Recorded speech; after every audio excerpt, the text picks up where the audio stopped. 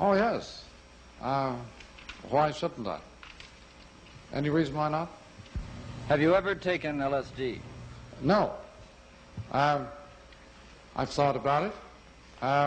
I've talked with many people who have taken it, and I have read Finnegan's Wake aloud at a time when takers of LSD said that is just like LSD.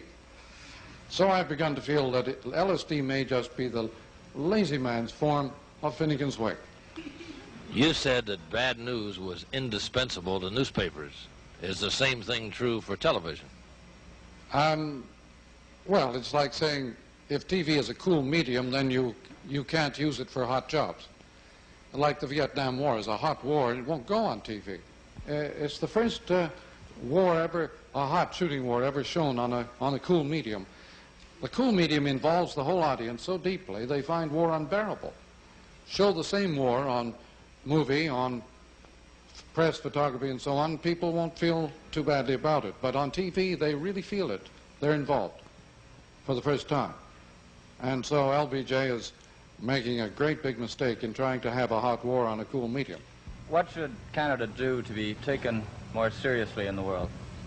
When you say what should Canada do to be taken more seriously, I think we're very lucky to be a backward country. At a time like this, the less involved, the less hot, the less you are in the midst of the big events, surely the better off you are. No, I think it's a great asset. Also, when you are out of the main swim, as it were, you have a much better opportunity of seeing what's going on. Canadians have a tremendous opportunity to observe what's really happening in the world. I think Canada has the opportunity of taking the entire world as show business, rather than as a serious and dreadful happening. You know, why not? Why shouldn't Canadians accept the world as a happening and as show business? What do you think Marshall McLuhan ought to do if he wants to be taken more seriously in the world today? Marshall McLuhan is taken far too seriously.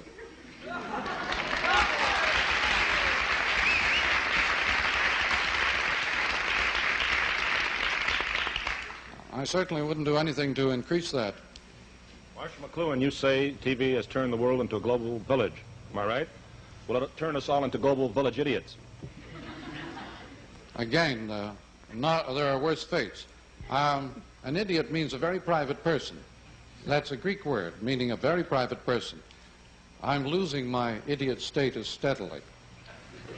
I'm becoming less and less private. I'd much rather be an idiot.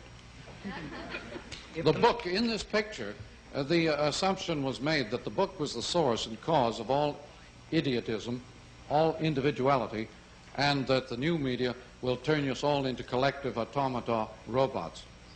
This is a rather simple-minded idea.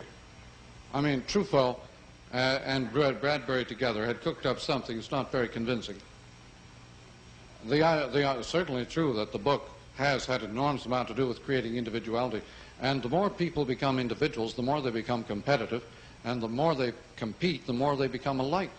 It's true that competition has, and repeatability has tended to create a great sameness. And you can see that cool media don't always have that effect. There may be more individuality coming out of cool media. You've been quoted as saying that you don't necessarily agree with everything that you say. I have no point of view, as for example now. See, I couldn't possibly have a point of view. I'm just moving around and picking up information from many directions. No, a point of view means a static fixed position, and you can't have a static fixed position in the electric age. It's impossible to have a point of view in the electric age and have any meaning at all. You've got to be everywhere at once, whether you like it or not. You have to be participating in everything going on at the same time, and that is not a point of view. Would it really matter if someone burned all the books in the world? Well, I should think so. It would make quite a difference. But the possibility of recreating libraries has now become fantastically real. For example, all the books in the world can be put on a single desktop, 20 million. 20 million books can now be put open, every page, on single desktop by microfilm.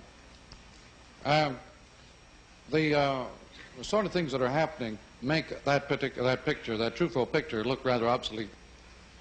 They still think of books as made as bound paper objects, but in the new microfilm age, microcard age and so on, the book is taking on a totally new meaning. In the age of Xerox, the book takes on a totally new meaning. It becomes an information service. It ceases to be a package.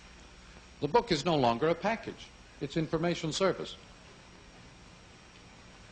Why do you say Canada is a backward country? Oh, I'm using that term whimsically, meaning we are born in the 19th century, we're of 19th century origin, and we stayed there.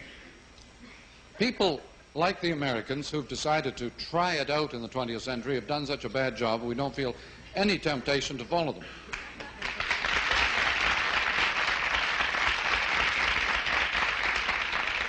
But notice, for example, in British Columbia, they never had a 19th century.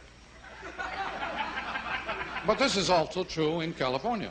They leapfrogged out of the 18th century into the 20th, and this has great advantages. Canada, by simply hanging on to the 19th century, may be able to leapfrog out of the 20th century into the 21st century without ever having bothered with the 20th.